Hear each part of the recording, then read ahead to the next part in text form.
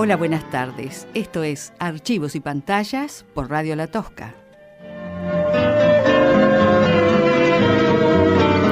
El especial número 47, que comenzó por allá a fines del 2011 y siempre encontró viveros. Mi nombre es Irene Meca, estoy con Ariel Pérez en la operación técnica. Estamos en el estudio de Radio La Tosca. Podés escucharnos por el aire 91.5, pero también por la página web de Plan B Noticias, www.planbnoticias.com.ar. Te dirigís a la derecha de la pantalla, haces clic en esa imagen del estudio de Radio La Tosca y nos escuchás por internet. Podés llamar al 38 68 80 o 38 68 81 para darnos tu opinión sobre los archivos y las pantallas, cuyos avatares, peripecias, ninguneos, avances y demás están registrados en la página web llamada Proyecto Recuperación del Archivo de Imagen y Sonido de LU89 Televisión Canal 3. Si te quedas con nosotros hasta las 7 de la tarde, vas a escuchar el relato de la inundación de La Plata y la lucha por recuperar archivos en la fuerza y en el espíritu de Chicha Mariani. También vas a escuchar la voz de el funcionario, el entonces director de Canal 3, Nelson Nicoletti. Hace 12 años que los videos del canal público están en el Archivo Histórico Provincial y en la Semana de Pascua del 2002 migraron precisamente hasta Mitre 89, la sede del Archivo Histórico Provincial, con algunas promesas, con algunas ideas a contrapelo de lo que recomienda la historia, la archivología, la antropología. Fueron disociados de la institución. Bueno, hace 12 años que duermen en un archivo histórico provincial que hace 1 año y medio está cerrado. Seguimos haciendo el inventario. Entonces, Chicha Mariani, la voz de Nicoletti, la voz de Olga Orozco, para hablar de los archivos en tanto viveros. Y el trago más penoso, una escena más de los ninguneos culturales, una nota elevada con motivo de la Semana de la Memoria, del 24 de marzo puntualmente, pero de la Semana de la Memoria, elevada el 21 de marzo al actual director de prensa de este gobierno, Bruno Casenave. Vamos a leer la nota que le elevamos a raíz de una escena protagonizada el 9 de junio del año pasado.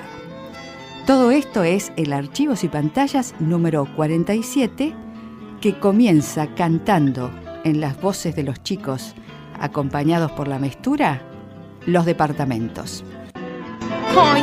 Esto de estudiar los departamentos es re difícil. Yo creo que sería más fácil con música.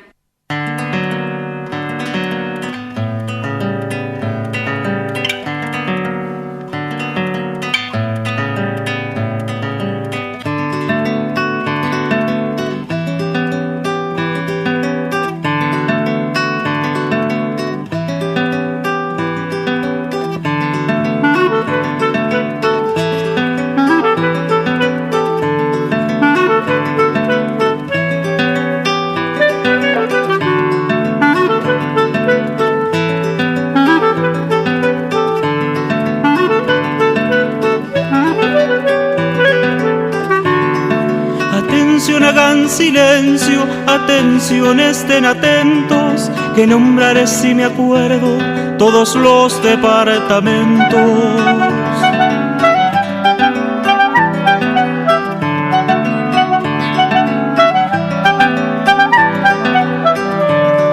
Por si me olvido de alguno, por si alguno se me escapa, vayan leyendo juntitos, controlándome en el mapa.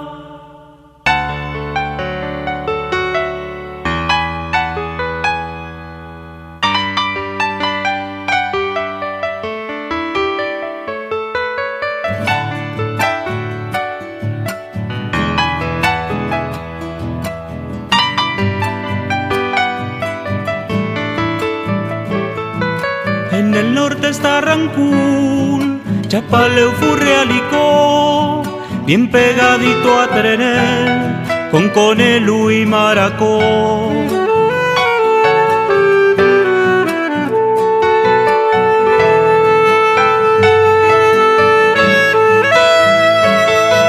Juntito a Quemu se encuentra el de Catriló, y a su izquierda Capital, encima del de Atreuco.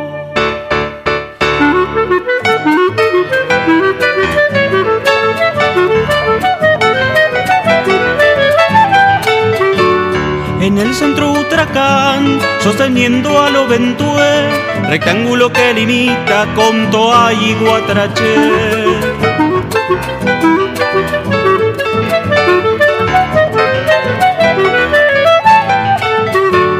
Con Ucaile, Guaymahuida, Curacoli, Huecalel, Caleu, Caleu allá abajo y en el oeste Puelén. Solo restan por nombrar Chalileu y Chicalcó, que entre todos bien contados siempre suman 22.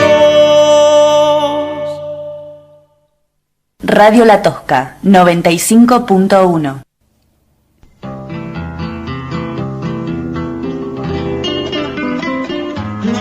¿Por qué comenzamos con los departamentos? Y porque hemos presentado a través de los archivos y pantallas algunas notas de neurólogos especializados en la memoria, y se detecta efectivamente que cantando, poniéndole música a determinado contenido que uno quiere estudiar, y bueno, se activa alguna parte en el cerebro y el conocimiento fluye mejor a través de la música. ¿Qué queremos decir con esto? Nos preguntamos, ¿será necesario poner música a los reclamos por la memoria, las memorias en nuestra provincia? Ha habido reclamos verbales, reclamos impresos, reclamos radiales, reclamos subidos a internet, a la web, reclamos televisivos, reclamos en foros. Parece que no son suficientes porque las recurrencias siguen presentes, es decir, lo que se ha verificado y se ha caracterizado como estado catastrófico de los archivos no es una cuestión del ayer, no es una cuestión del pasado.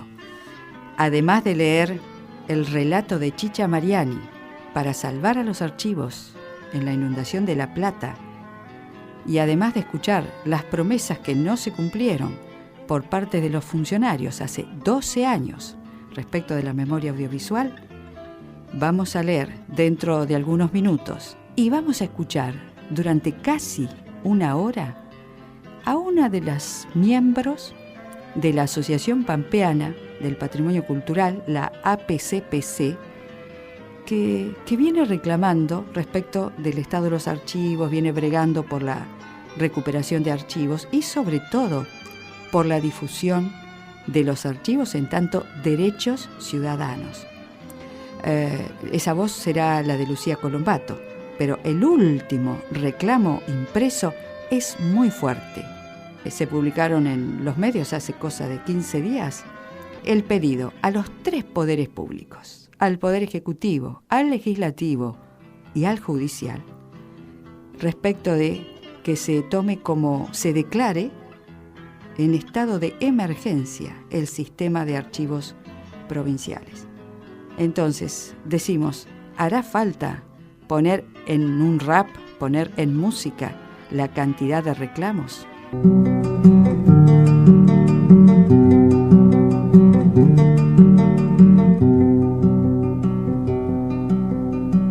¿Quién me enseñó a ser bruto? ¿Quién me enseñó? ¿Quién me enseñó? Si en la panza de mamá no había ni escuela ni pizarrón, y así según dicen nací varón, porque en el pique faltaba un peón. ¿Quién me enseñó? ¿Quién me enseñó? ¿Quién me enseñó a ser bruto? ¿Quién me enseñó? ¿Quién me enseñó?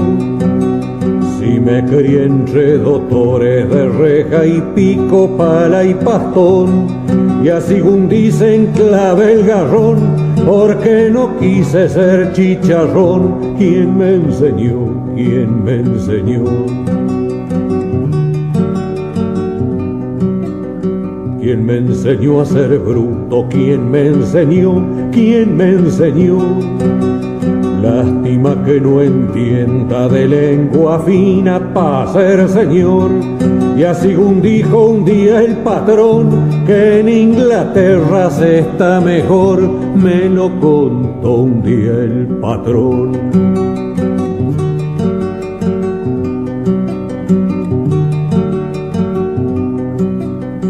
¿Quién me enseñó a ser bruto? ¿Quién me enseñó? ¿Quién me enseñó? A ser tan revirado y a no aguantarle la procesión. Será por sabio que no entendió que el hambre engorda solo al que hambrió. ¿Quién me enseñó? ¿Quién me enseñó? Sé que soy hueso y carne, alma y conciencia, pueblo y sudor. Con eso ya me alcanza pa' ser un bruto que alza la voz, sin más motivo que la razón del que no quiere ser chicharrón. ¿Quién me enseñó? ¿Quién me enseñó? ¿Quién me enseñó a ser bruto? ¿Quién me enseñó? ¿Quién me enseñó?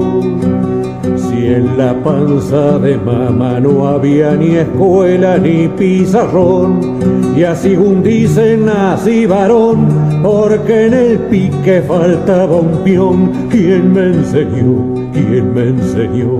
¿Quién me enseñó? ¿Quién me enseñó? ¿Quién me enseñó?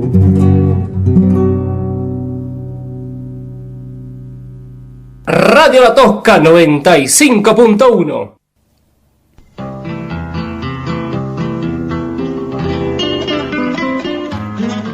Hace 12 años entonces transitábamos en La Pampa la Semana Santa y se dio esta migración de los archivos audiovisuales del canal público a el Archivo Histórico Provincial, que reiteramos, hace 1 año y medio está cerrado.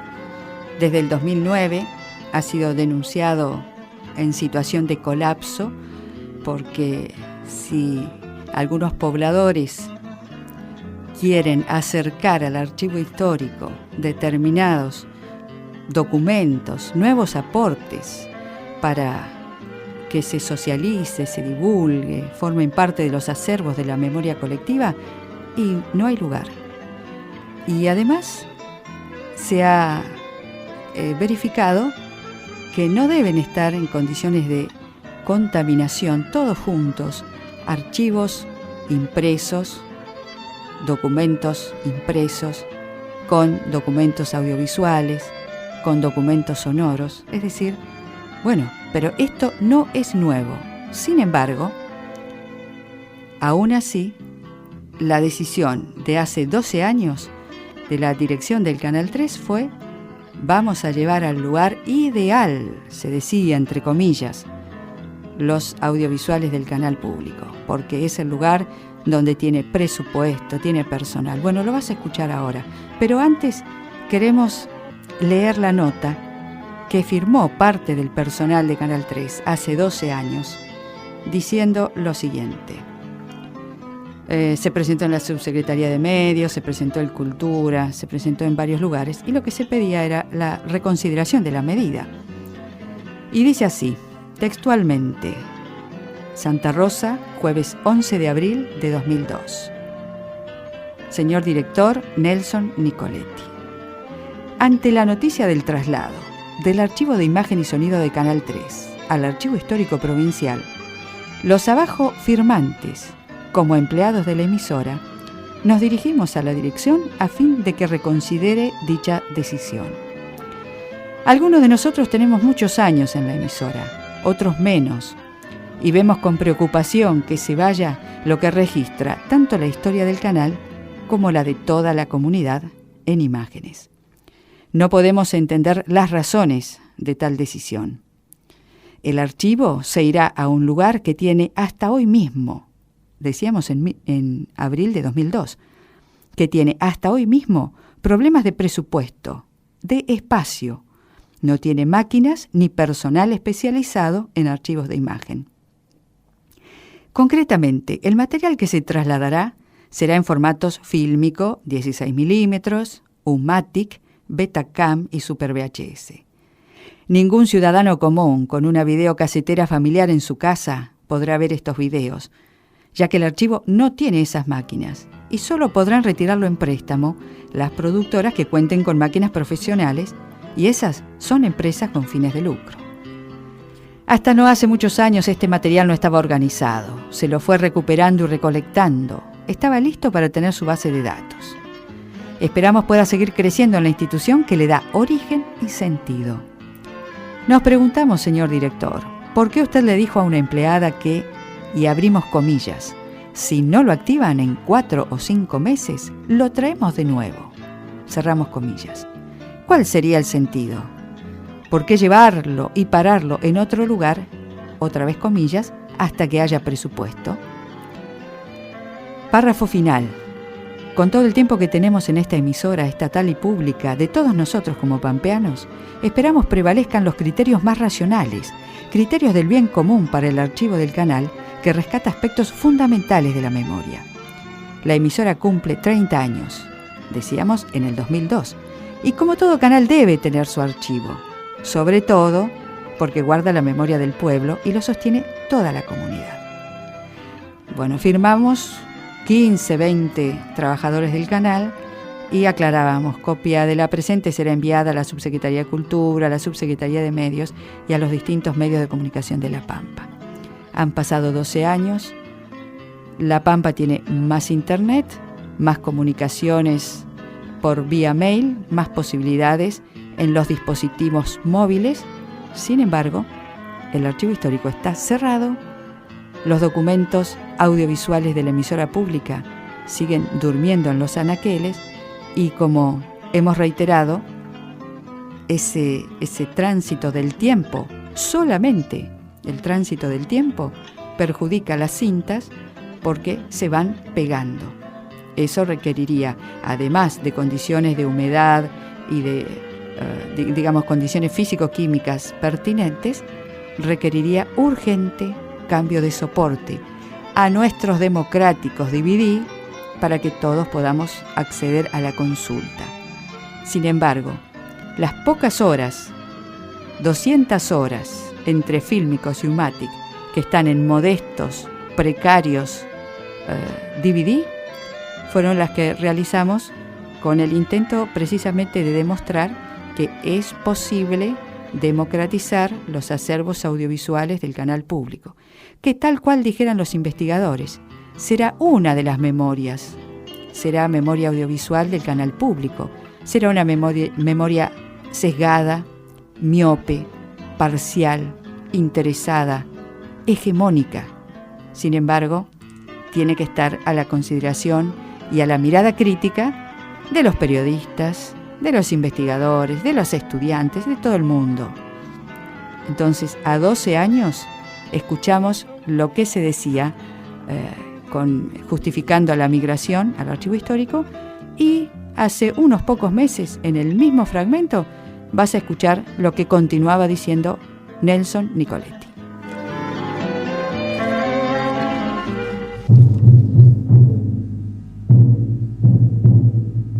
El organismo específico del Estado provincial tiene lugar, tiene ley, tiene recursos, tiene personal idóneo y tiene una perspectiva para cumplir con este material.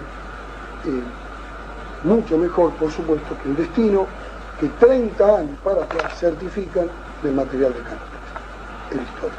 Se cuestionó, no los diputados, pero como al efecto sirve la respuesta, que no estaba suficientemente apto el edificio de la Subsecretaría del Archivo Histórico. El sitio donde está ya colocado este material fílmico y de video es no solo perfectamente apto, sino que está integrando el plano de las reestructuras de ese edificio, que incluyen, aparte de los techos y demás, demarcaciones internas que lo van a adecuar y a crear, porque otra cuestión que se decía es que no estaba preparado. ¿Cómo va a estar preparado si todavía no hemos empezado? Hay que abrir efectivamente una salita de video, una salita de audio. Si va un particular quien fuera a mirar algo, donde lo ve, tiene que tener su lugar, qué sé yo. Bueno, todo esto está en proceso. Pero además, por si los señores diputados no han tenido oportunidad de ir al archivo histórico, yo me tomé el trabajo aquí gratuito de sacar fotocopias para que observen con la tranquilidad cómo están colocadas esta inmensa preocupación de alguna gente. De manera que yo entiendo la preocupación, solo la puedo encuadrar en una intención de saber qué pasa, pero puedo darle la absoluta seguridad a los diputados que esto no solo es lo correcto, no solo es lo razonable, no solo es lo apropiado. No hay algo que se le pueda reprochar a este trámite, porque además estamos cumpliendo una ley de esta propia legislatura. Esto es respecto del archivo histórico y el traspaso a este organismo del material fílmico y de video que posee Canal 3, de que no pierde nunca por esta ley la titularidad el organismo que entrega, o sea, Canal 3.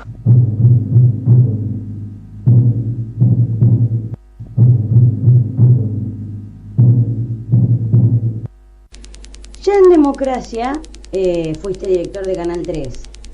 Y buscando, se dieron distintas situaciones respecto de tu posición con los archivos de Canal 3, hasta en algún momento Irene Meca denunciaba que vos querías tirarlos al diablo. Sí, pero a ver cómo te digo, yo tuve muy mala prensa en muchos aspectos, pero respecto al archivo, fíjate vos, yo hice el convenio con Cultura, que existe, yo lo hice, cuando Norma Durango era directora de Cultura, con un compromiso que debía cumplirse en el tiempo de adquisición de elementos técnicos para la digitalización y todo aquello que es necesario, porque yo sí encontré todo tirado en el canal. Tirado cuando hay una mirada como la de Irene, que busca una defensa del patrimonio como cuestión prioritaria en su esquema de valores. Cuando vos tenés, como aquí, que sacar la radio al aire, la verdad que si hay un libro tirado allá, hoy no es tu problema. No me estoy justificando. Sí digo que alguien debe ocuparse de eso de tal manera de que no ni se pierda y que sí pueda ser conservado. En la gestión mía respecto de esto, hice lo que honestamente pude, que fue trasladar lo que era viejo, porque un archivo es un archivo, una pila de cosas viejas es otra cosa. Trasladar esta pila de cosas viejas a Cultura, al archivo, para que efectivamente se inicie una tarea de rescate. No, seguramente cometí algunos errores de tipo, por ejemplo, me acuerdo que se me achacaba muy mal el no salvataje del equipamiento viejo. Bueno, puede ser. O sea, la máquina de telecine vieja, un montón de instrumentos muy antiguos, puede ser. Pero mi espíritu de ninguna manera fue ¿cómo te digo? Estropear eso, al contrario, lo que hice es lo que te cuento. Nelson, ya casi cerrando la nota, vos, desde tu lugar, ¿te ves interesado, ves realmente la posibilidad, en realidad más que el interés, la posibilidad de que en algún momento se revise la posición de los medios en la dictadura, digo, y en consecuencia cómo se manejan hoy o cómo se vienen manejando, y que en algún punto sean juzgadas las personas, los cómplices civiles en La Pampa? La verdad que no creo. No ves posibilidad. No. Radio La Tosca, 95.1.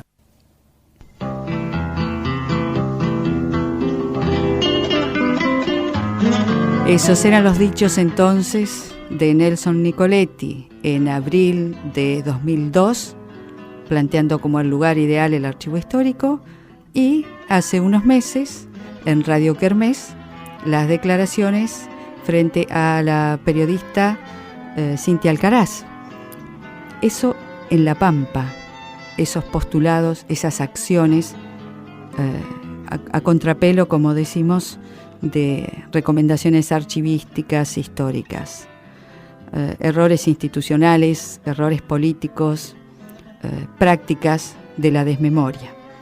Pero ahora vamos a ver las prácticas a favor de la memoria en la nota que publicó Plan B el jueves 3 de abril, Chicha Mariani y su derrota a la inundación.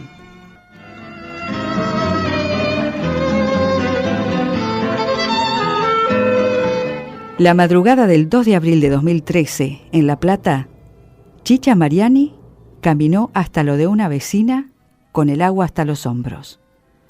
Así salvó su vida. La inundación mojó, embarró y destruyó su archivo.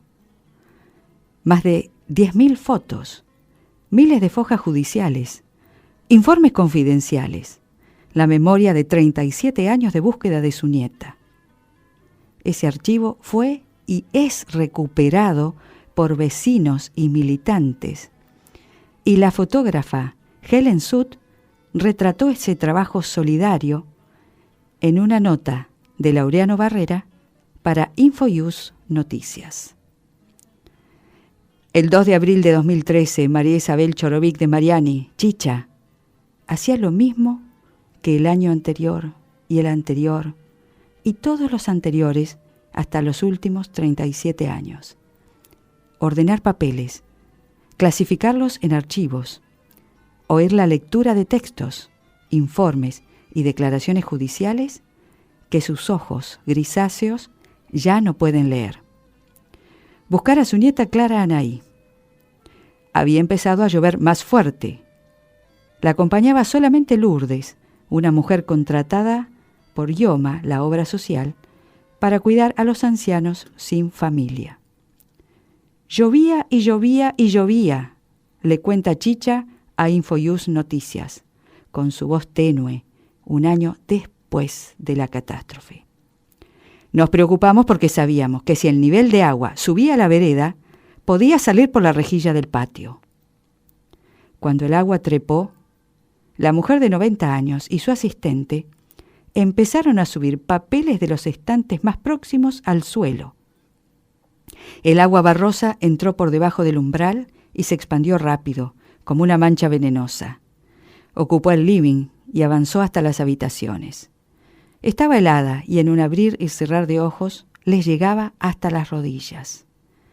No sé de dónde saqué las energías para seguir subiendo los papeles, dice la fundadora de Abuelas de Plaza de Mayo. A pesar de la desesperación, Chicha se fue a recostar a la cama porque estaba exhausta. El colchón ya estaba empapado. En ese momento, el agua levantó la puerta del dormitorio de sus goznes y se le vino encima. El metro de agua que había alivianó el golpe y no fue muy fuerte, dice. El agua ya les daba a la cintura y Lourdes se puso firme. Corrían un peligro cierto. Chicha no cedía.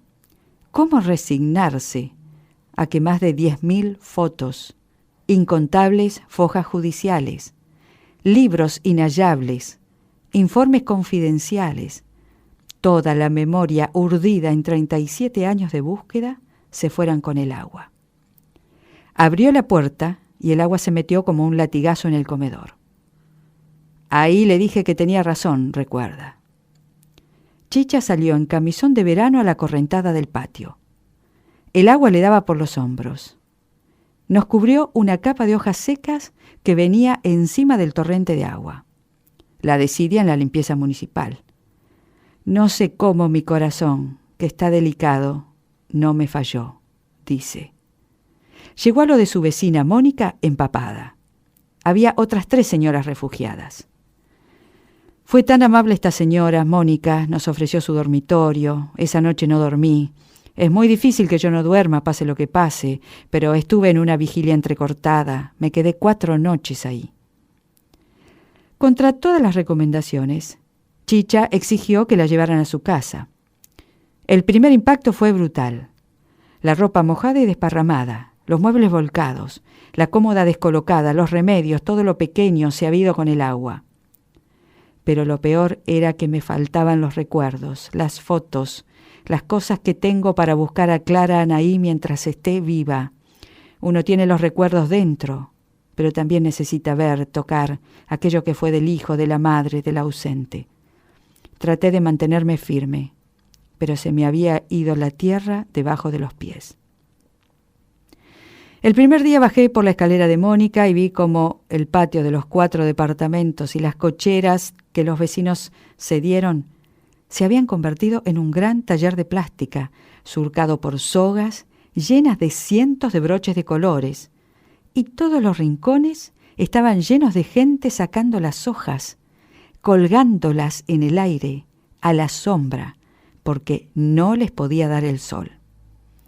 Había 100 personas por día en el secado de forma científica.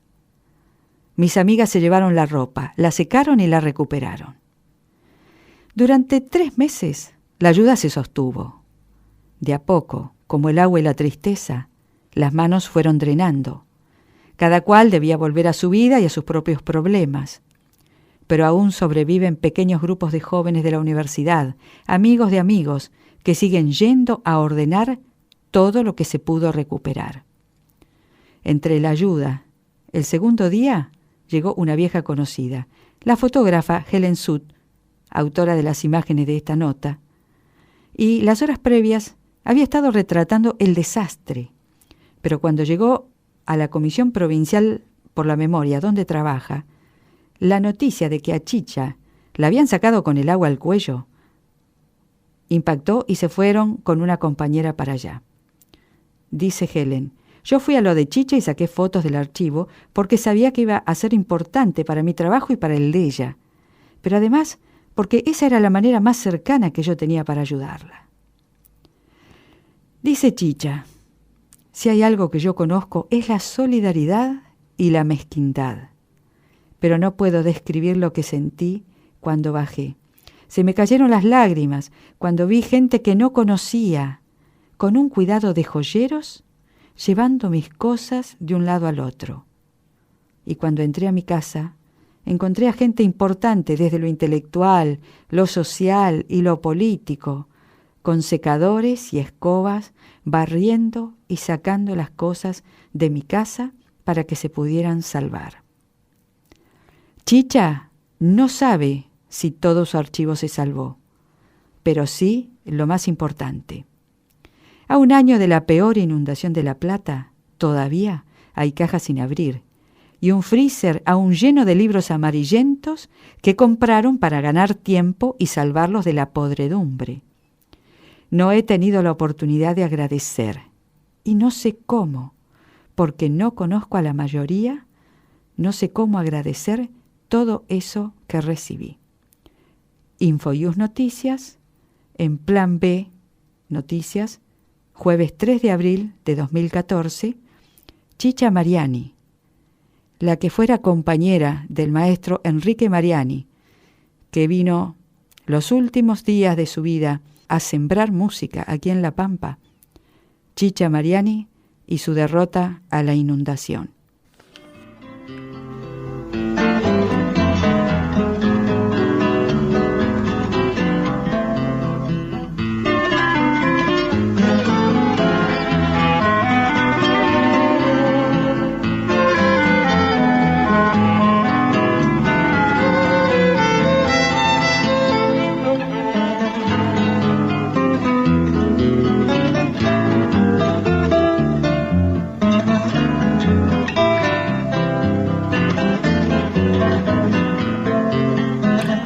Vacíos legales para la protección, para la recuperación, conservación y democratización de los acervos, de los archivos, sean audiovisuales, sean radiales, sean impresos. ¿Hay vacíos legales?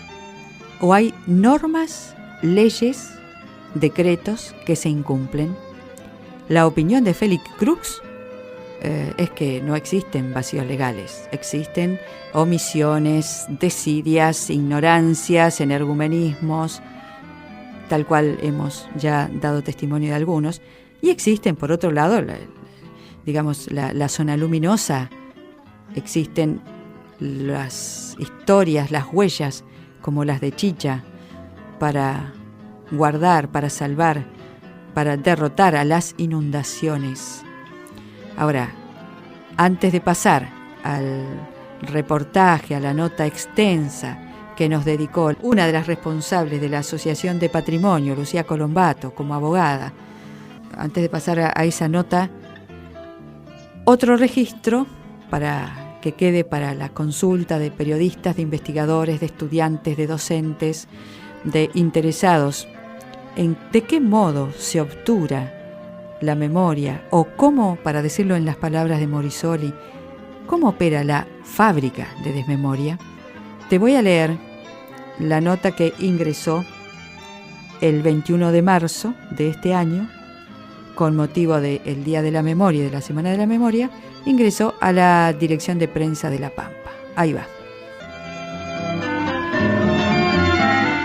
21 de marzo de 2014, Santa Rosa. Dirección de Prensa de La Pampa. Licenciado Bruno Casenave, presente. En el marco del proyecto Recuperación del Archivo de Imagen y Sonido de LU89 Televisión Canal 3, me dirijo a usted a fin de dejar constancia de lo siguiente. El próximo 9 de junio, Día Internacional de los Archivos, se cumplirá con diferencia de horas el primer aniversario de un incidente en la vía pública que protagonizamos usted, funcionario público, dentro del ámbito de los medios gubernamentales, y yo, Irene Meca, empleada pública, coordinadora del mencionado proyecto. Usaré la primera persona del singular al describir la escena de la mañana del 8 de junio de 2013, cuando volanteábamos, a raíz de ese día tan significativo socialmente. Elevo la nota en estos días cercanos al 24 de marzo, cuando aumentan los ejercicios de memoria y se pone en foco mayores búsquedas de verdad y justicia. Tengo el deber de dejar testimonio de un cuadro que será ominoso, pero significativo, y no menor por su dimensión pública y por los campos a los que remite. Podría ser objeto de análisis en clases de ética periodística, por citar algún eje. Aquel sábado 8 me sumé a un grupo en procura de resignificar una fecha que expone graves falencias gubernamentales en cuanto al estado de los acervos. Se habla de emergencia, de colapso, de destrucción, en referencias al patrimonio cultural pampeano. Como aporte a la concientización social, ese día entregábamos folletería sobre el 9 de junio, el Día de los Archivos. La mayoría de los vecinos recibió el material, escuchó una pequeña explicación y agradeció la tarea. Caminaba yo a contramano de los paseantes, podía verles la cara y dialogar mejor, por la vereda oeste de la calle Gil, cuando vi a una familia que se dirigía hacia la Plaza San Martín. Allí lo crucé a usted. No lo reconocí inmediatamente, pero me llamó la atención que se negara rotundamente a aceptar un volante.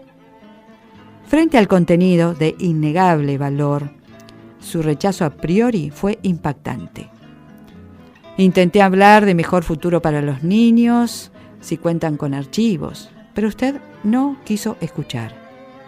Continué volanteando con otros estudiantes, ida y vuelta sobre la misma vereda, cuando poco después volvimos a cruzarnos y despejé la duda. ¿Sos Bruno Casenave, Tutier? Sí, respondió usted. ¿Por qué te negás a aceptar un folleto sobre algo tan importante para la vida de los chicos? Ni terminó el diálogo, en clave de democracia y derechos por mi parte, ya que se diluyó, desoído y despreciado por su parte. Usted lo concluyó con «Andá a trabajar, vos andá a trabajar», repetido, violento y sorprendente. Como servidor público, quedó evidente que el 8 de junio, a su mala educación y su penosa soberbia, le añadió confusión o ignorancia. Saltaron años de contexto político mediático pampeano que explican las marcas de silencio, omisiones, encapsulamientos y falta de diálogo. Lo que achacan al gobierno propios y ajenos, teléfonos descompuestos, lo llaman eufemísticamente, tuvo un ejemplo más. ¿Cómo revertirlo? Con aires públicos, con más democracia y verdad, con otros modos de comunicar, modos de trabajar, que serán más justos. Aclaro que ingresé por concurso a la televisora pública y mi trabajo no pierde de vista el origen social de Canal 3. Porque estudié historia y periodismo, acepté reclamar por la democratización de los archivos audiovisuales de la emisora pública. Así, junté firmas de vecinos y vecinas a quienes, al respaldar los pedidos, decían obvio, desde ya, lógico, lo que ellos entendían elemental. Si un canal estatal filma ¿qué pasa?, lo inmediato, lo legítimo sería habilitar accesos, miradas, visionados, revisiones, para comprender mejor qué pasa. No es cuestión de acumular fragmentos desquiciados al modo de la televisión comercial. Menos consumir acríticamente eso de dejemos atrás el pasado, tal como lo propuso el Partido Justicialista en las PASO de agosto. ¿Qué pasado está atrás? ¿Esclarecería estudiar tal argumento en historia, antropología, sociología, política, psicología social, derecho y otras disciplinas por el daño social que implica? Por opción, mi trabajo me define en el plano periodístico docente con función solidaria y social. Sé discriminar entre fichar y trabajar. No ficho. ¿Por qué no me han echado? Espero, con el grupo que impulsa el proyecto Recuperación, día y hora de audiencias hace 4 años, solo por mencionar lo de la actual gestión. No hay respuestas ni agenda pública. Mientras, trabajo y lo exhibo. Está en la web, en prensa, en radio. Sigo reclamando reconocimiento y herramientas para democratizar los archivos audiovisuales como derecho social interdisciplinariamente. Ojalá revise usted los errores de su imperativo en la mañana de la volanteada. Trabajo lejos de intereses puesteriles. La historia y el periodismo enseñan a conjurar tales aberraciones. Este trabajo es creación y los reclamos por los archivos, liberación. No vale la pena reiterar aquí los informes elevados, ya que constan, desde 2007, en el Ejecutivo en todos los niveles. Incluyen al gobernador Jorge desde 2009 y las promesas de Ortiz, Raúl Ortiz. En el Legislativo duerme un proyecto, ni siquiera fue tratado en comisión. Mientras, democratizo la producción en la web, en radio, en CDs. Una cita de Deuteronomio 4, para que viva tu alma, no olvides lo que han visto tus ojos. El futuro. Es hacia allí donde miran más los archivos, afirma Derrida. Desde el poder pampeano, un museo es una especie de depósito, afirman. O también Si no se llevan esos fílmicos, los tiro al contenedor. Y otras barbaridades. En 30 años de democracia, ¿qué se ve y qué no se ve? ¿Por qué? El mejor desinfectante es el sol, se sabe. Firmado Irene Meca, profesora de Historia y periodista, y con nota al pie. Como práctica democratizadora, en virtud de su interés público, copias de la presente se elevan a la Asociación Trabajadores del Estado, al Sindicato de Prensa, a la Fiscalía de Investigaciones Administrativas, al Archivo Histórico Provincial, al Instituto de Estudios Sociohistóricos de la Universidad, a la Asociación de Patrimonio, al Foro de Periodismo, a la AFSCA en La Pampa, al Núcleo Audiovisual en Buenos Aires, al Centro de Documentación Audiovisual de Córdoba, a la Asociación de Escritores, al Movimiento de los Derechos Humanos, en fin, a otras instituciones, a investigadores y a docentes. Y en la web, en Facebook y en YouTube. Este es uno de los costados oscuros de las notas. Qué contraste con lo de Chicha Mariani.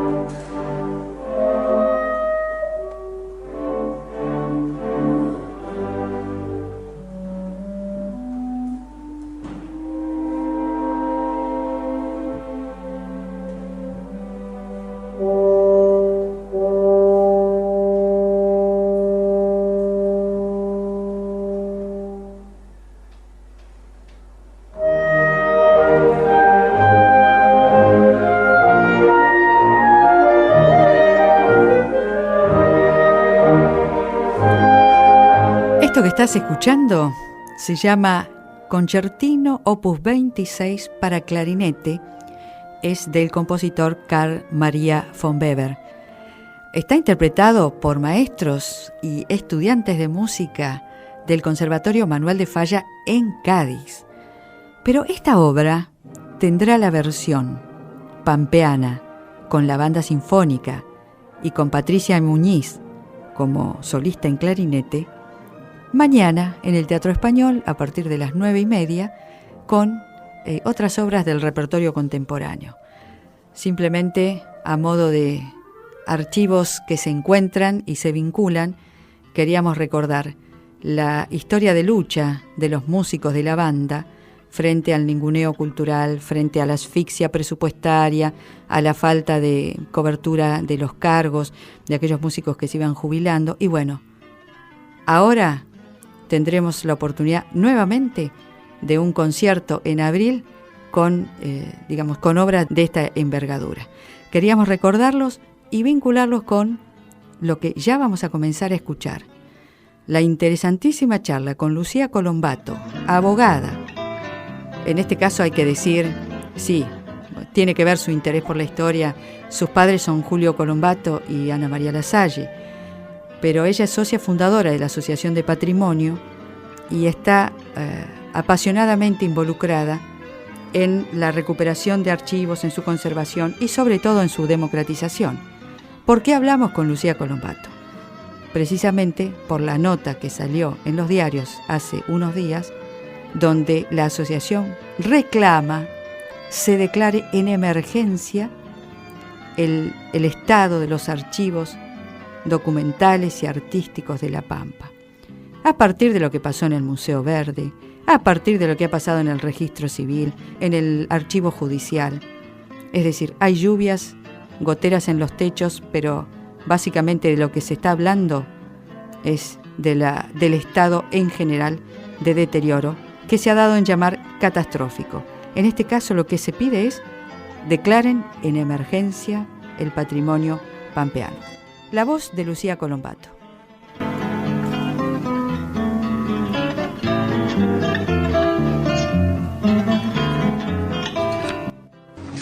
Lucía, te voy a presentar como una abogada, socia fundadora de la Asociación de Patrimonio, a partir de una noticia que salió hace algunos días, una noticia muy preocupante en los diarios, respecto de el pedido de la asociación de declarar en emergencia el sistema de archivos, la cuestión patrimonial pampeana. Ahora, hay algunas palabras en ese documento. ¿A qué se refieren con situación de emergencia? ¿Por qué una asociación sin fines de lucro que está participando en todo lo que implique conservar, recuperar patrimonio pampeano, tiene que llegar a un pedido de tanta gravedad? Situación de emergencia. Es que en realidad sí, digamos, la situación de los archivos es una situación de emergencia por varios aspectos. El primero, más coyuntural, más obvio, tiene que ver con los factores climáticos que han producido inundaciones en los edificios, en los que siempre el archivo es en lugar de ser el lugar más cuidado, es el lugar más descuidado, el sótano, el lugar que nadie quiere utilizar, y ahí es el que se destina para la memoria institucional, ¿no?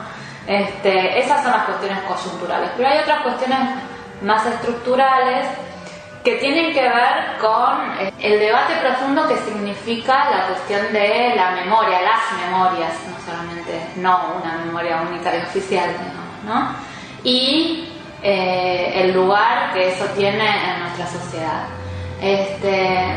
Digamos, nosotros somos optimistas en algunos aspectos y pesimistas en otros. Somos optimistas porque en estos 14 años de trayectoria por lo menos logramos poner la cuestión del patrimonio, no solo de los archivos, sino la cuestión de todo el patrimonio en la agenda pública, y eso es importante.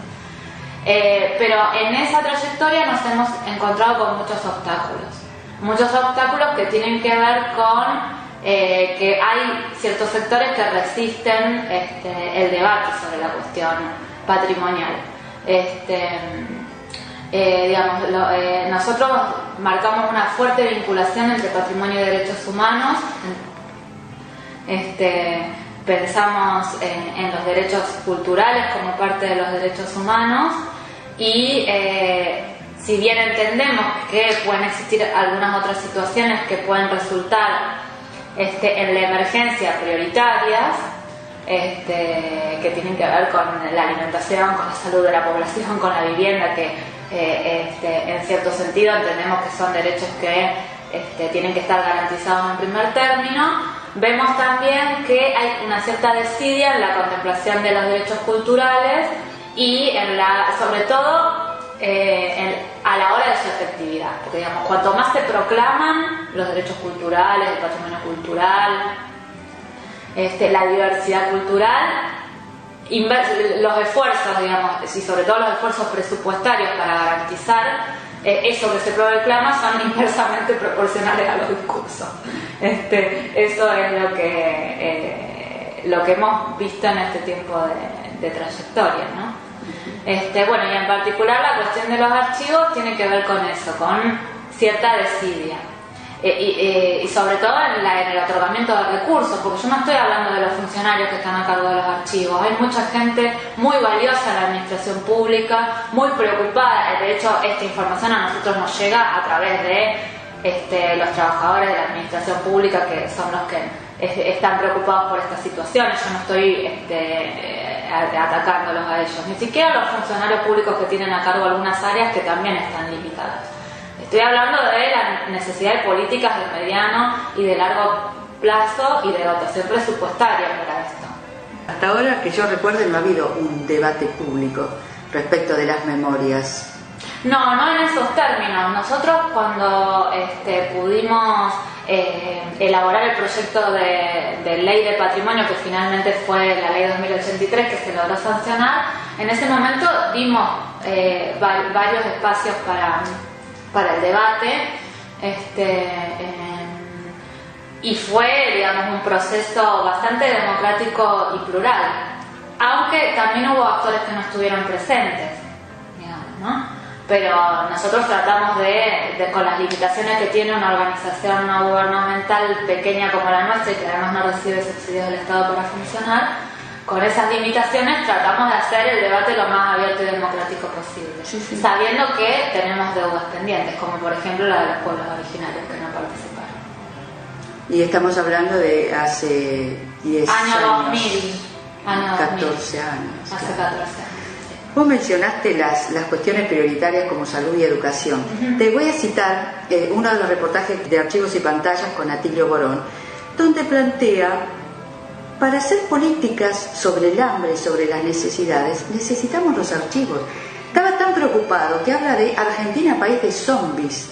Entonces es como que también para lo que llamamos prioritario y en primer plano y urgencias y emergencias, deberíamos tener los archivos para que las políticas sean a largo plazo. Él decía, tengo que saber si la política va a ser focalizada para el hambre en un sector o es estructural, y eso me lo van a decir los datos y los archivos. Exactamente. Eso es un error bastante frecuente en materia de patrimonio en general y en particular de los archivos, es pensar que son un conjunto de documentos viejos que solo nos van a informar sobre el pasado.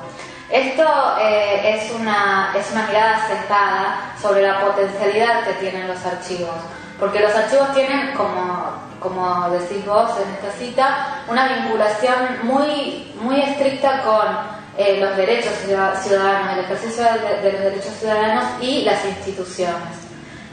Por eso también nosotros insistimos en que cada institución debe tener su propio archivo. Bueno, y en esto tu pelea con relación al archivo Canal 3 hasta para explicar por qué razón hay gente precarizada hoy, exactamente. ¿Por qué mi contrato está precarizado? Bueno, vamos a mirar los archivos, ¿no? Fíjate que habíamos mencionado que está tomando cierta visibilización la problemática en la agenda pública. Sin embargo, te voy a citar el caso del fiscal Campagnoli. Cuando hay un problema judicial y se lo quiere apartar por cuestiones políticas y demás de alguna causa, pero voy a este punto. Todos los medios, y tengo la lista, usaban la palabra archivo. El fiscal va al destierro, a un sótano, aislamiento, ¿qué otra palabra? Depósito, digamos, todas las palabras con una carga de significación totalmente negativa estaban asociados a la palabra archivo, donde supuestamente iba a ir este fiscal. No sé cómo terminó ese conflicto, pero más allá de eso, todos los medios pusieron castigado, castigo, destierro, depósito, aislamiento. Esas fueron las palabras que los medios de comunicación, reproduciendo lo peor del imaginario colectivo respecto a los archivos, lo continúan reproduciendo, en lugar de plantearlo como precisamente las fuentes a las cuales acudir para cambiar la realidad, ¿no? Bueno, pero es que esto tiene que ver con la presencia de fuertes discursos hegemónicos en torno a esta cuestión, que uno de los trabajos más difíciles que tenemos por delante, quienes nos interesa esto, es visibilizar estos discursos hegemónicos y proponer una resignificación. Digamos, para nosotros los archivos son totalmente dinámicos y además el tiempo de los archivos, el tiempo del patrimonio, el tiempo de las memorias es el tiempo presente. Entonces el desafío en cierto sentido es ensanchar el presente, digamos, ampliar el presente desde un punto de vista ya más filosófico, digamos, pero como este tiempo de los hombres y mujeres de aquí a ahora y los sentidos que nosotros le damos en definitiva a nuestra vida, los sentidos de identidad y de pertenencia, que pueden ser nutridos con estos bienes y a través de la resignificación de estos bienes documentales y patrimoniales. Es una gran tarea. Todavía no hacemos conscientes que intuitivamente, desde la mañana hasta la noche, estamos yendo a archivos. Es decir, las personas inundadas de la calle Santa Cruz o de la calle Stieven en Santa Rosa, tragedias que tuvieron hace una semana o dos, también ellas son conscientes de que hace 30 años que venimos reclamando, hace 40 años, como dice un titular de ayer, que la calle Santa Cruz tiene derrames cloacales. Intuitivamente uno hace referencia a un pasado que está presente en lo peor. El gran desafío, como vos decís, es ese. Usamos en Archivos y Pantallas un postulado de la realidad. Los archivos miran más hacia el futuro que hacia el pasado, por la potencia que tienen de información para comprender la realidad hoy, ¿no? Y cambiar. De información que no tiene que ver solamente con aquello que está presente en los archivos, sino también aquello que ha sido invisibilizado, aquellos colectivos que no tienen archivos porque han sido subalternizados, porque su patrimonio y su cultura se expresa, como sucede con las clases subalternas, no en museos, cuadros, monumentos, grandes edificios, sino en riquísimos bienes culturales, pero que tienen un soporte inmaterial. Digamos, no solamente los archivos nos informan sobre lo que allí está, sino también sobre lo que no está. Sí, y cuando adquieren soporte material, a veces es para estigmatizar. Estoy recordando el libro Los rostros de la tierra, conformado por fotografías recuperadas de prontuarios, de gente que pertenece a los pueblos originarios, cuya única fotografía era de un prontuario, cuando lo llamaba el comisario de tal lugar y le sacaba una foto, ¿no? Entonces es eso lo que ha quedado visibilizado, ¿no? Es decir, bueno, el registro asociado a un delito. Antes de pasar a algunos casos puntuales, voy a insertar en nuestra charla un breve comentario de la doctora Beatriz Raslan, que da clases en la UBA de Derecho, y voy a poner su voz para que lo diga con toda la potencia de su testimonio.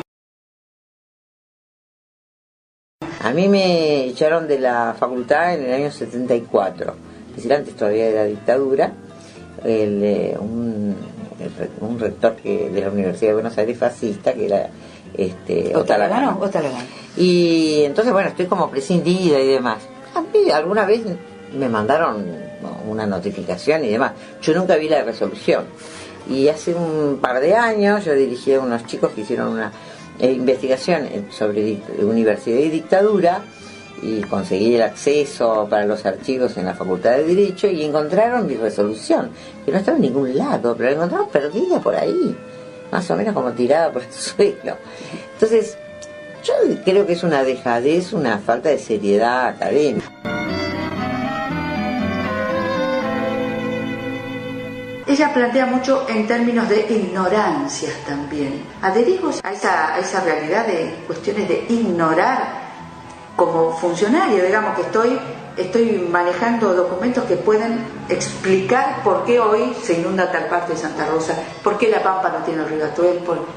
Sí, claro, sí, yo creo que hay una cuota de ignorancia, pero tal vez esa sea, en cierto sentido, no sé en qué sentido lo dijo la profesora, pero por ahí una mirada que como ni saben a veces algunos funcionarios dónde está el archivo.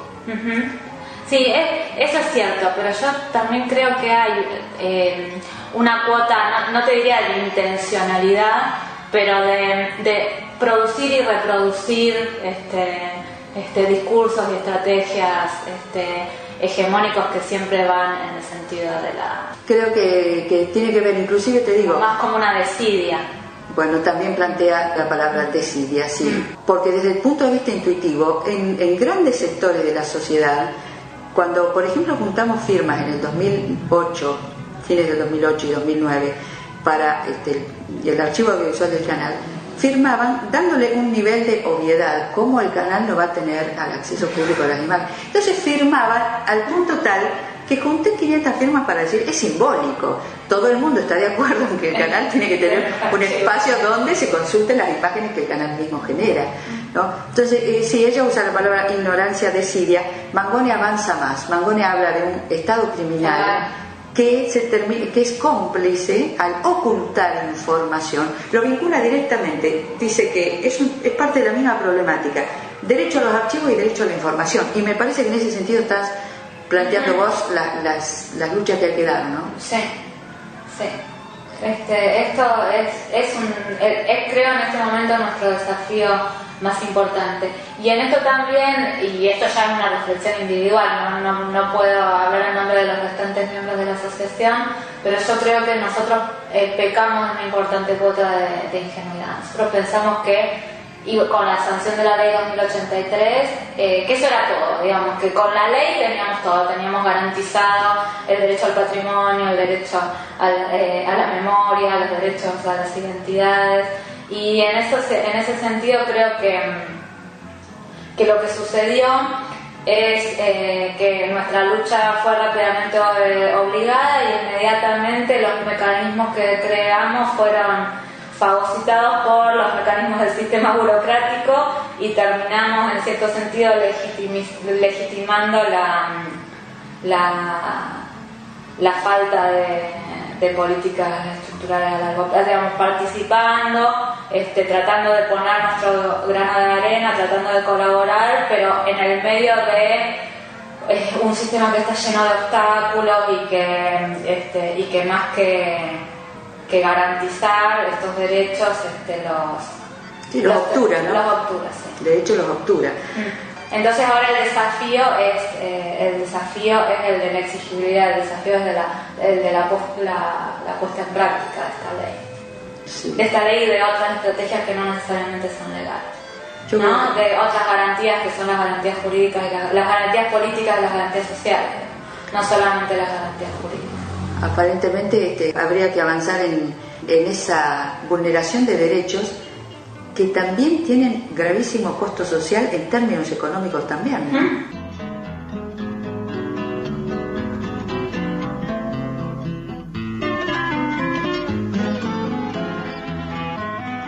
Te mencioné el caso de Beatriz Ragland, te mencioné los postulados de Mangone respecto de un Estado que invisibiliza, lo que Morisoli llamó la fábrica de desmemoria. ¿Cómo podrías tipificarlo, ya que hablas de esta fagocitación desde lo burocrático, del sentido de la ley, porque efectivamente es una buena ley y es amplia? ¿Cómo serían las fábricas de desmemoria?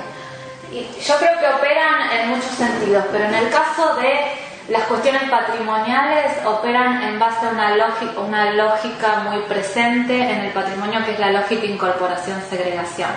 Es decir, una de las políticas más básicas en materia de patrimonio cultural es sumar a un listado de aquello que se considera patrimonio y aquello que no. Y lo que no se considera patrimonio no es protegido, no recibe los fondos, no es comunicado ni informado a la sociedad. Y en esa lógica de incorporación-segregación operan discursos muy fuertes, discursos hegemónicos, sobre todo con lo que está vinculado al patrimonio, que es sobre las identidades, digamos, en definitiva, sobre las memorias y sobre las identidades, que muy fuertemente reproducen, digamos, desigualdades sociales. Entonces, de ese modo creo que se produce la desmemoria, digamos, de modo mucho más brutales en la última dictadura militar. Yo te estoy hablando no en tiempos de dictadura, sino en tiempos de democracia, cómo se produce. En tiempos de dictadura directamente fue con la eliminación de la persona, digamos, mucho peor. Pero en este caso es eso, cómo estas lógicas, que aparte son lógicas que estas políticas básicas de incorporación y segregación son las políticas de UNESCO, las políticas a nivel universal, las políticas a nivel interamericano, las políticas a nivel país y las políticas a nivel región. Y esos son mecanismos que son muy difíciles de desarticular. Nosotros desde la Comisión Provincial de Patrimonio que integramos, permanentemente luchamos por la incorporación de otros bienes culturales,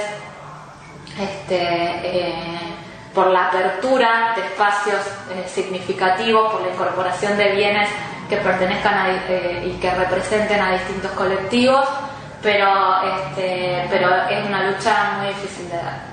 Estoy recordando que Patrice Vermeuren, colega de Derrida, vino a La Pampa y tenemos un reportaje donde habla del derecho a los archivos en tanto aportes a la democracia y a la justicia. Todavía no se ve esa relación, en tanto avance en democratización, el derecho a los archivos. Él usó esa frase directamente, el derecho a los archivos. Y quiero vincularla con la última del escritor Pinky Pumilla, sin justicia la democracia es una entelequia. Entonces todavía, como vos decís, se está planteando a nivel discursivo algo, pero en lo concreto inversamente proporcional a nivel presupuestario, pero también todas las otras prácticas, como no tenemos personal. Beatriz Ragland mencionaba algunos argumentos absolutamente ridículos pero nefastos también, ¿no? Dice, son barbaridades que se dice. No tengo personal, la persona que estaba se jubiló y no cubrieron el cargo. Todos en cuestiones muy focalizadas y muy puntuales, pero que están obturando de hecho todo el acceso. Claro, en el caso de la ley 2083 nosotros tuvimos un logro muy importante, que fue que la ley salió con presupuesto. Es una ley que tiene un presupuesto del 1% de la obra pública provincial, es un presupuesto importante.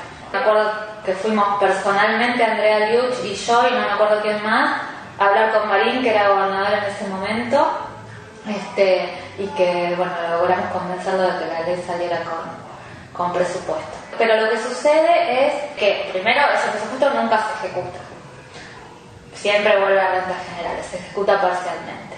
Las interpretaciones sobre qué cuestiones están comprendidas, qué cuestiones de la ley están comprendidas o no, dentro de aquellas que pueden tener un financiamiento con esa partida presupuestaria, es toda otra discusión.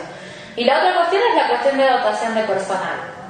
Es decir, la Subsecretaría de Cultura con esta ley recibió numerosas obligaciones y responsabilidades, y esas obligaciones y responsabilidades que surgen de la ley no fueron acompañadas de la pertinente creación de cargos para designar las personas que tienen que poder cumplir con estas tareas. Entonces se transforma en una tarea que es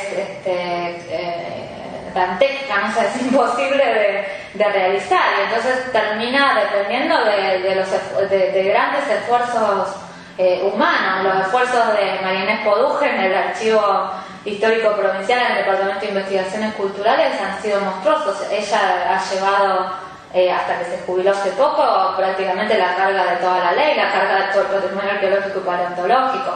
Digo María Inés por nombrar a una, pero hay muchas trabajadoras bueno, habría que señalar, esa área.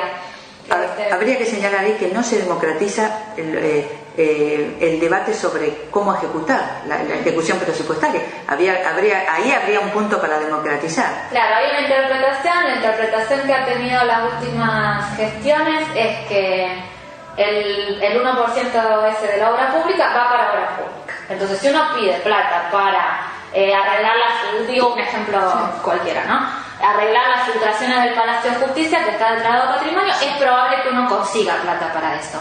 Ahora, si uno lo que quiere hacer es una tarea de concientización sobre el patrimonio, de difusión del patrimonio, contratar técnicos para que hagan un inventario sobre los bienes de patrimonio cultural, digitalizar documentos, recuperar la obra musical. Eso no es obra.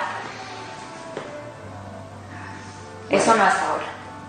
Entonces no está incluido. La ley no dice en ningún momento que es para construir edificios. A ver. Digamos, estamos viendo los distintos niveles para democratizar proyectos desde el origen, también su desarrollo. Y en ese sentido yo también reivindico el rol de las distintas subsecretarias de Cultura que hemos tenido, más allá de las particulares responsabilidades que le competen en su rol de funcionarios, pero han tenido muchas limitaciones. De todas maneras, desde mi enfoque y en este caso personal, no los he visto a la cabeza de reclamos fuertes en los medios públicos.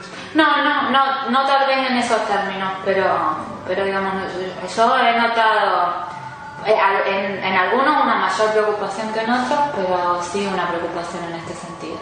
Nosotros hemos tenido dificultades básicas hasta quién es el empleado que va y pide la apertura de un expediente declaratorio. Como la Comisión Provincial de Patrimonio ejerce su función ad honorem. Nosotros dedicamos lo mejor de nuestro tiempo, que es nuestro tiempo libre, para abocarnos a una tarea que tiene que ver con una militancia, con algo que nos interesa. Pero a ver, yo no puedo ir a coser el expediente. Yo puedo dictaminar, acompañar ese dictamen con toda mi formación profesional y académica y todos los esfuerzos que he hecho en ese sentido, y eso lo hago de manera honoraria para garantizar la independencia de esa comisión con mucho orgullo, pero no puedo ir a coser el expediente. ¿O había dificultades para que se reuniera esa comisión? Digamos, ¿se ha establecido cierta rutina? No, la Comisión Provincial tiene rutina, tiene una reunión mensual y después se trabaja en forma, digamos, por correo electrónico, y a partir del trabajo de una empleada que tiene la subsecretaría, que es Vanina Hauser, que ella ha dinamizado mucho la cuestión burocrática. Bueno, antes de ella también hubo otra gente. En la que no se reúne con frecuencia, pero se ha vuelto a reunir un poco más estos últimos años, es la Comisión Municipal de Patrimonio Arquitectónico y Natural de la Ciudad de Santa Rosa. Ya tuvo una sola reunión en la gestión de Alcalá, 2 o 3 reuniones en la gestión de Torroba, y ahora ha tenido 2 reuniones recientemente. Bien. En el último comunicado se pide a los 3 poderes, Lucía. ¿Cuál es el sentido de reclamar el pedido de emergencia a los 3 poderes cuando se entiende que la declaratoria de emergencia sería responsabilidad del Ejecutivo? La declaratoria de emergencia sería responsabilidad del Ejecutivo, pero de todas maneras, como estos archivos son archivos institucionales que corresponden a los 3 poderes, porque está el archivo judicial, el archivo del registro civil, el archivo general de la Casa de Gobierno, le pedimos a los 3 poderes para que cada uno en su ámbito de actuación se responsabilice sobre esta cuestión. El archivo judicial es un archivo donde con su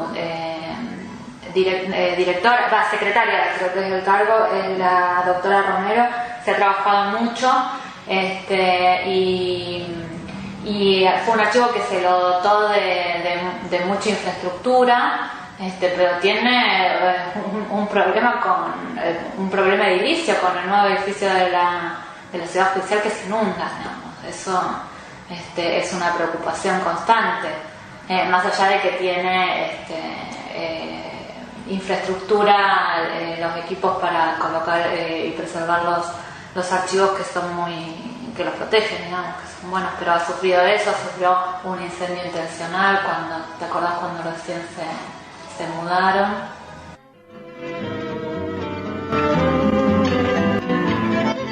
Estoy tratando de ver señales de avanzar en esta concientización, y una de ellas fue muy interesante el año pasado, desde los estudiantes de historia, básicamente, estudiantes universitarios, que el grupo de los autoconvocados, precisamente cuyos reclamos no se acotaban a la cuestión del archivo histórico que permanece cerrado, sino que involucraba salvemos el patrimonio provincial. También desde allí hubo una alerta en cuanto a los efectos de esta sensibilización, ¿no? Sí, y en ese sentido es que nosotros somos optimistas, porque si bien esta es una pelea ardua, una pelea que además agota las fuerzas, nosotros en este momento por ahí estamos en un momento de dentro de la asociación como de menor actividad, digamos, hemos disminuido un poco la actividad por distintas situaciones personales también de cada uno, pero estos movimientos son los movimientos que demuestran que pese a las fuerzas de la desmemoria, digamos, hay la preocupación por lo patrimonial, es una preocupación que crece cotidianamente y en las nuevas generaciones. Ese es uno de los aspectos que yo vi positivos el año pasado, ¿no? Sí. Digamos, la volanteada que se realizó el 9 de junio, con aporte de los autoconvocados, con la gente de patrimonio. Ahora, entiendo que en la Asociación de Patrimonio hay básicamente gente que viene del campo de la historia o del campo de las ciencias humanas. ¿Qué repercusión hay en cuanto a lo que estuviste planteando de los sentidos de la vida, en cuanto a las áreas de psicología social, los colegios profesionales? Es decir, ¿encontrás resonancias o intereses en participar de esta asociación? Porque darían las miradas más interdisciplinarias para poder... Sí, en su momento el Colegio de Abogados participó en la redacción de la ley. No, en el caso de gente del área de las ciencias exactas, ahí hay una fuerte vinculación, porque hay una fuerte vinculación del patrimonio con el medio ambiente, con las cuestiones ambientales, y también el tema del patrimonio arqueológico y paleontológico, que tiene su vinculación con la gente de exactas por la paleontología, digamos. En esto también hay que trabajar, porque también es muy fuerte esta separación del patrimonio cultural y el patrimonio natural, digamos. Otra vertiente para trabajar. Sin embargo, bueno, esto lo puede explicar mucho mejor gente como Edgar Morisoli que yo, pero pensando solamente en la lucha pampeana por los ríos, vemos cómo están completamente imbricados y atravesados, ¿no? Recíprocamente atravesados estos patrimonios. Estoy pensando que una convocatoria a diversos sectores de distintas disciplinas que vengan a aportar sus saberes enriquecería muchísimo, ¿no? Sí. Lo estoy pensando desde el punto de vista de la psicología social, básicamente, ¿no? Sí, eso sería muy interesante. Sí. Bueno, vamos a invitar a algunos psicólogos sociales.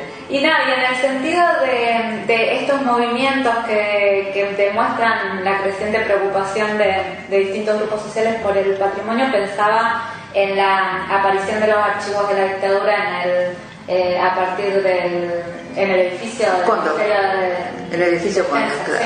Sí. Bueno, que ya tiene su página web, lo hemos anunciado en Archivos y Pantalla, sí. Entonces archivosabiertos.com o .org, la verdad que no recuerdo ahora, pero eso se puede acceder y eso es formidable, ¿no?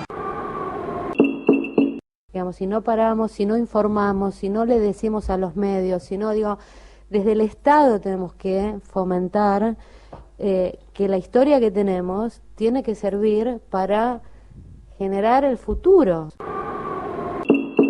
Porque creo que en principio que en nuestro país no hay mucha conciencia de lo que significan los archivos. Uno vuelve al médico después de 10 años que no lo va a visitar y ya no tiene tu historia clínica, por ejemplo. No hay conciencia de resguardar la documentación. Pese a que el Archivo General de la Nación hace mucho trabajo, capacita y demás, no está en nuestra cultura esto. Me parece que es necesario que esté en el contexto donde fue creado. Digamos, los documentos son de quien los genera.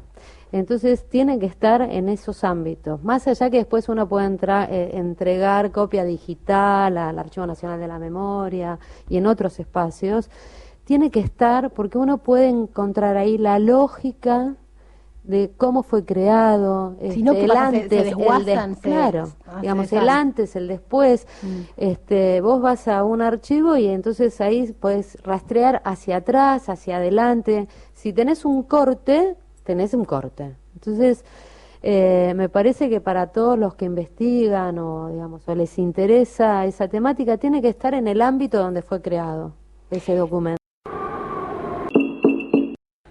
interesantísima. Gracias por haber venido y me Gracias parece a que no va a ustedes. ser la última vez que vengas. Tengo Bueno. toda la sensación. Hasta el sábado que viene en Sintonía Fina. Chau. Bueno, ahí tenemos otro factor positivo, me parece a mí, la cuestión de Internet, de divulgar rápidamente. ¿Cuáles serían, Lucía? Y ahí, perdón, y en ¿Sí? este sentido también la Universidad Nacional de La Pampa ha hecho un avance con la creación de su centro de derechos humanos, que está trabajando en la recuperación de los archivos de la memoria de la dictadura en la institución. Sí, es otro aporte. ¿Cuáles serían, acá mencionás, digamos, las cuestiones que dispararon esta declaratoria de emergencia? ¿Ha habido alguna llamada, alguna invitación a reunión, algún efecto concreto de notificarse de este pedido? Nosotros tenemos un buen diálogo con la Subsecretaría de Cultura. Ella se comunicó en el momento que enviamos el comunicado de prensa por mail, sobre todo dándonos información en relación al Archivo Histórico Provincial, que es el área que es de su competencia específica, no sobre las otras cuestiones. Allí la obra del edificio está terminándose. Las últimas lluvias creo que produjeron alguna otra filtración. En realidad fue bueno que no estuvieran los documentos allí, porque se hubieran vuelto a mojar, y bueno, y la oportunidad de corregir, hacer algunas correcciones, y entiendo que es bastante inminente la vuelta de los documentos a aquel edificio, que es un edificio que es insuficiente para el archivo, pero que por lo menos va a estar arreglado, digamos. Sí. Ya eso es un pequeño paso. Habíamos señalado, bueno, primero que se llovía por los techos y se inunda la calle, entonces ingresa por las rejillas también. Sí, las dos cuestiones entiendo que han sido o están terminando de ser subsanadas. De todas maneras, en Archivos y Pantallas siempre nos remitíamos al anuncio del gobernador 1 de mayo del 2008, anunciando anunciando en Cámara de Diputados edificio nuevo para el Archivo Histórico Provincial, y nunca más hubo una respuesta de por qué eso no se volvió a mencionar, ¿no? Cuando el reclamo de los autoconvocados fue el año pasado, edificio nuevo de los mismos trabajadores, porque la declaración de colapso viene desde el 2009.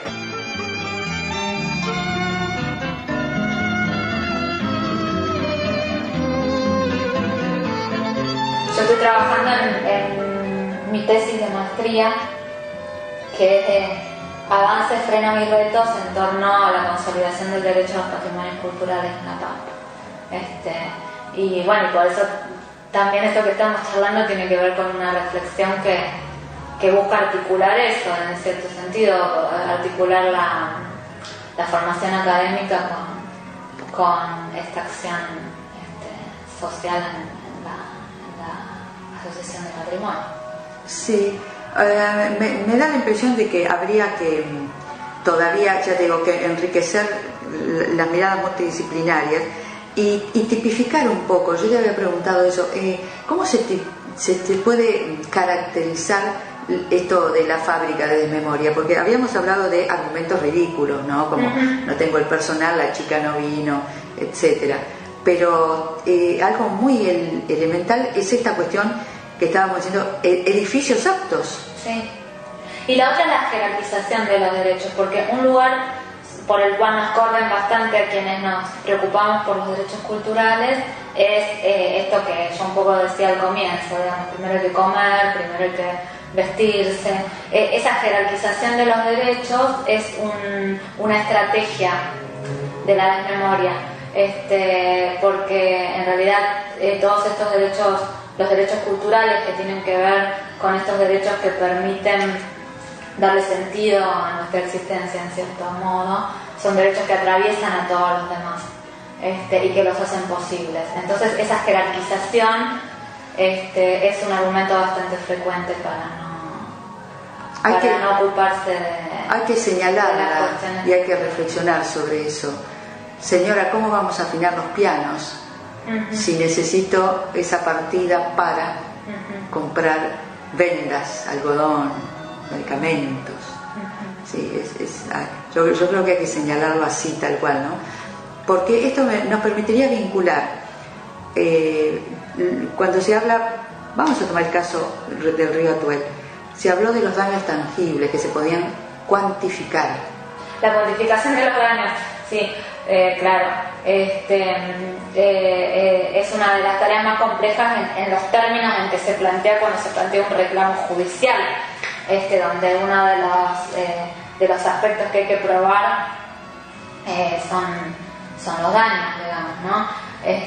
Y es una tarea muy difícil. Yo tengo una colega la titular de mi cátedra trabajó en la cuantificación de los daños, y fue una tarea complejísima, porque cómo se cuantifica daños que son absolutamente inmateriales, que tienen que ver con... ¿Cómo se cuantifica el éxodo? El éxodo, cómo se cuantifica nuestra mirada sobre el paisaje, sobre el territorio en definitiva, ¿no?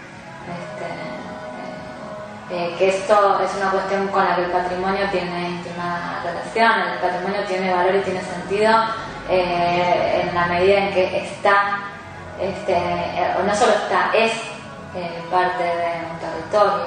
La ética del patrimonio está en su territorio, no es patrimonio, un bien cultural producido en La Pampa no es patrimonio en un museo de Londres, ¿no?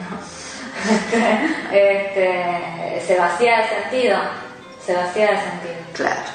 O la cabeza de algún jefe Rankel en un museo, ¿no? Bueno, estaba pensando en cuanto a los daños intangibles, el hecho de haber crecido sin una cultura del agua, cuando el abuelo sí vivió la cultura del agua. Claro. Ahí creo que había un artículo de mi padre publicado en las 60s en un suplemento de La Arena que se llamaba Para verla correr, ¿no? ¿Para qué quieren el agua? Los panteanos, para verla correr. Para eso. Bueno, claro. Vos mencionaste a tu papá y no podemos dejar de preguntarnos en términos de documentación. Los registros del Instituto de Estudios Regionales, del viejo Instituto de Estudios Regionales, ¿se consiguieron? Hay unos que fueron destruidos. Yo me he perdido esta parte porque yo nací en el 76 y esto es anterior, pero los del IER se perdieron, fue allanado el edificio de la oficina donde funcionaba y fueron destruidos esos archivos. Y de los archivos, digamos, familiares nuestros, de mi madre y mi padre, también hubo un allanamiento en mi casa y se perdió mucho de la recolección fotográfica de los trabajos de papá sobre la cuenca del Salado Zaguadero. Vamos, eso se perdió. Nos vamos un poco hacia las cuestiones más personales que te han movilizado a vos a hacer esta maestría y el tema que has escogido, pero evidentemente tiene que ver todo lo familiar. Quería recordar algo que vos señalaste: el Centro Municipal de Cultura lleva el nombre de Julio Colombato. Y yo recuerdo una vez que vos dijiste, cuando tu papá fue cesanteado, en el mismo momento que Sokolowski, en el mismo momento que... Moruma, Lucero, claro. Exactamente. Vos dijiste... Mi papá dijo: no tengo condiciones para vender ni un salamín. Ni un salamín a muerto de hambre, sí. No puedo hacer otra cosa que ser profesor de geografía. Esas frases marcan un poco la pasión que a uno le lleva a dedicar toda la vida, ¿no? Lo vinculo con el relato de Sokolowski, cuando fue cesanteado y el entonces rector de la universidad le dice: le recomiendo que se ponga una roticería. Mirá vos las palabras, ¿no? Las palabras cómo se vinculan, porque en Santa Rosa hace falta una buena roticería, en el año 76, ¿no? Y quiero vincularlo con lo que está buscando Ana Gisper, que está buscando los registros de dónde están los registros que daban cuenta de por qué ella no vino el lunes a dar clase, por qué un profesor no viene el lunes, por qué no viene el miércoles, por qué no viene el viernes. Yo entiendo que el programa de Derechos Humanos de la Universidad Nacional de La Pampa está trabajando en esa recopilación actualmente. En el caso de mi padre, nosotros conservábamos los registros, digamos. En el caso de mi padre en particular, su cesantía fue notificada formalmente, y esos documentos nosotros los tenemos, digamos. En el caso de Hernán Gisbert no, que lo conocerás, y lo que habían indicado en algunos registros está de licencia.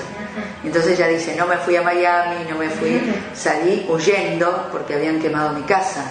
Claro. Entonces, y me resistí a cambiar de identidad, eso da cuenta de ese relato. Bien, Lucía, yo te agradezco este tiempo, pero me gustaría que, ya que hablamos de la fábrica de la memoria, de la desmemoria, ¿qué imágenes te han impactado dolorosamente de esta dificultad de asociar? Porque tal cual lo dice el documento, dice, los archivos no son depósitos de papeles olvidados, constituyen garantías de derechos para todos los ciudadanos. ¿Qué imágenes te han impactado más? Los estudiantes hicieron un video que lo pusieron en la web con los baldes. Eso resulta de mucho impacto. ¿Hay alguna otra escena que vos hayas visto de algo deplorable en términos de... Te cito el archivo judicial de Pico, dijeron que había roedores y humedad. Varias imágenes en ese sentido. Cuando el Correo Argentino sacó a la calle los antiguos muebles y elementos del correo, y nosotros tuvimos que salir como pudimos a rescatarlos, y luego como esos mismos bienes que habíamos rescatado y que estaban archivados en el Molino Warner fueron incendiados. Nosotros creemos primero robados para ser vendidos y luego incendiados para disimular el robo. En esto hay varios ejemplos tristes en este sentido.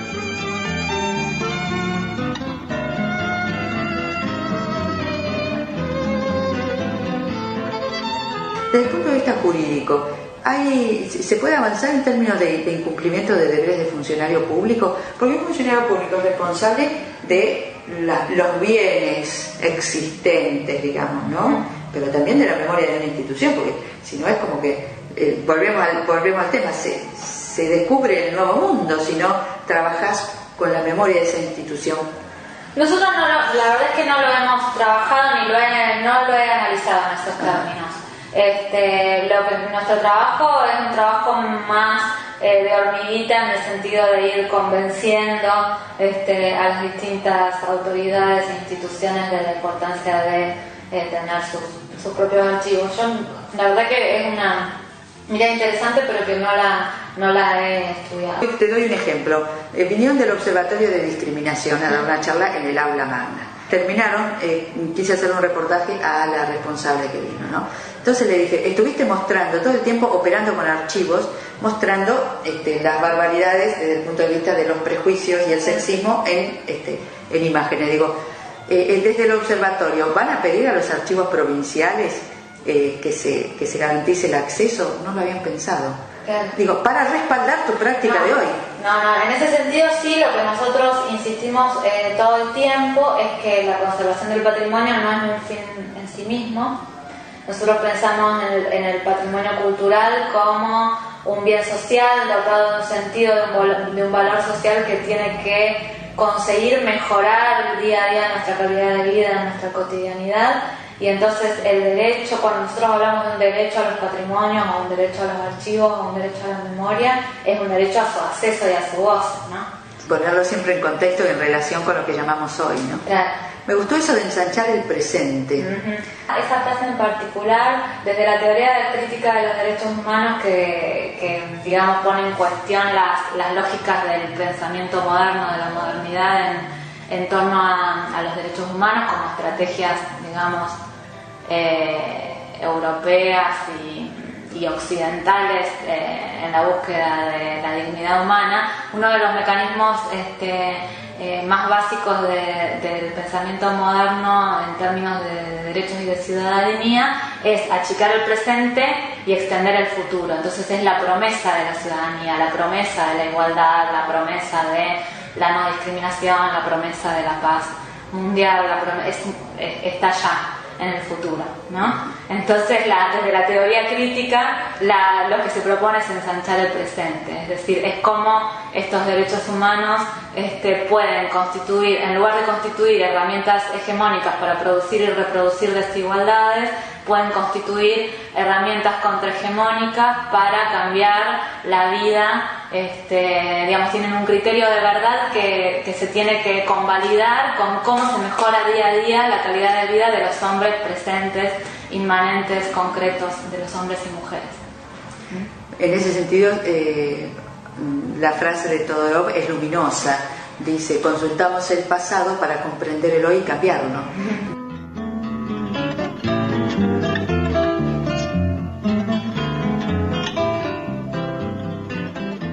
Lucía, no puedo terminar sin recordar tus estudios de piano y sin preguntarte, como lo hago con todos los que pasan por los archivos y pantallas y comparten estos saberes, ¿cuáles fueron tus gustos musicales a partir de tus estudios de piano? La cuestión de la música clásica la fui dejando de lado, y ahora a mí me pueden las letras más que la música en este momento. Sí, así que siempre escucho música en español. Me gustan las cantantes mujeres, en lo posible latinoamericanas. También por una cuestión generacional, el rock nacional, y después me gusta mucho el jazz, pero eso porque tiene que ver con los gustos de mi compañero, ¿no? Que es lo que se escucha mucho en casa. Y hablando de archivos musicales, ¿estudiaste con? Clementina Dorado, 9 años, y la verdad es que ha sido un gran aprendizaje. Me gusta Julieta Venegas, me gusta Andrea Echeverri, la de Aterciopelados, Jorge Drexler, qué sé yo, también, no sé, Soda Stereo, Fabián Cantilo.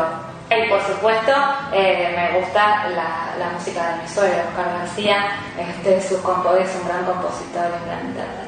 ¿Qué es La Pampa Canta? ¿Qué significa? Y el viento va en su voz. Sí, es realmente el poder que tiene esa canción, es el poder de aquellas producciones culturales que han logrado masificarse y hacerse populares, que ha logrado tocar el corazón de muchos pampeanos. La música, eso lo tiene que explicar él mucho mejor que yo, pero el rol de la música pampeana, no solo de Oscar, sino de otros músicos pampeanos, ha sido muy importante también en hacer popular la poesía pampeana, en popularizar la poesía pampeana, que es tan rica, pero que no sería tal sin la música. Con esto de verdad termino. ¿Habrás estado en las etapas de recuperación de Cancionero del Mareque, de la obra? Sí. Desde Patrimonio. Esto es un tema que ha pasado por la Comisión Provincial de Patrimonio y que nosotros esperamos que pronto sea declarado, porque sería el primer ejemplo de patrimonio musical que tendría nuestra provincia. No tenemos patrimonio musical declarado.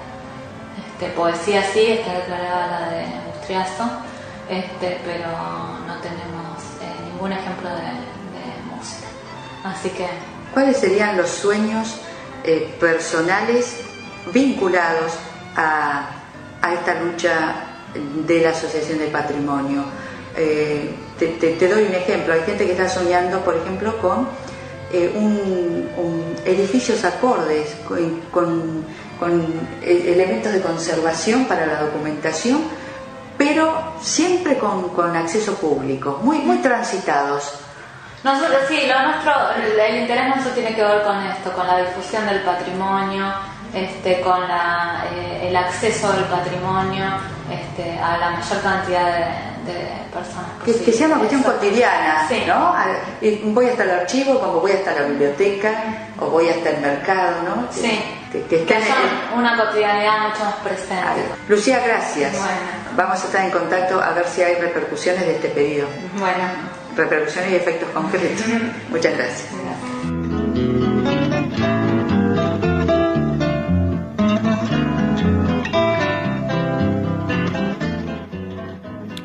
Si nos estás escuchando por internet, podés ver en la página www.planbenoticias.com.ar la gráfica que agradecemos a Juanjo Beascochea, que dice: Archivos y pantallas, Lucía Colombato, abogada, miembro de la Asociación de Protección de Patrimonio Cultural Pampeano.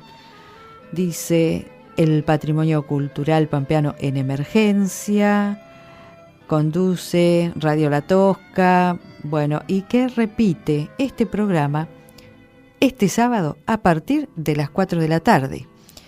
Gracias, Ariel Pérez. Mi nombre es Irene Meca. Volveremos cuando tengamos otro especial de los archivos y pantallas.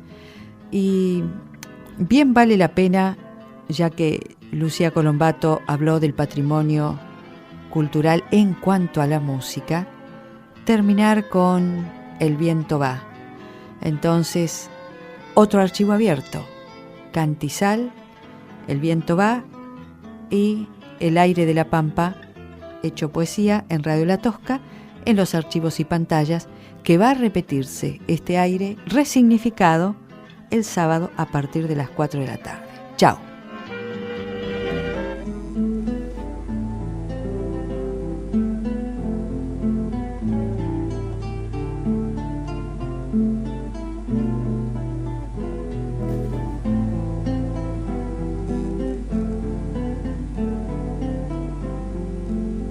Después del mar quedó la sal, después del sol la soledad de tanta tierra despoblada, un suelo solo, nada más que el lugar donde nací. Me importa dónde echar raíz. Esta es mi tierra, está mi gente aquí. Yo ya elegí dónde vivir, dónde morir. La pampa canta y el viento va en su voz.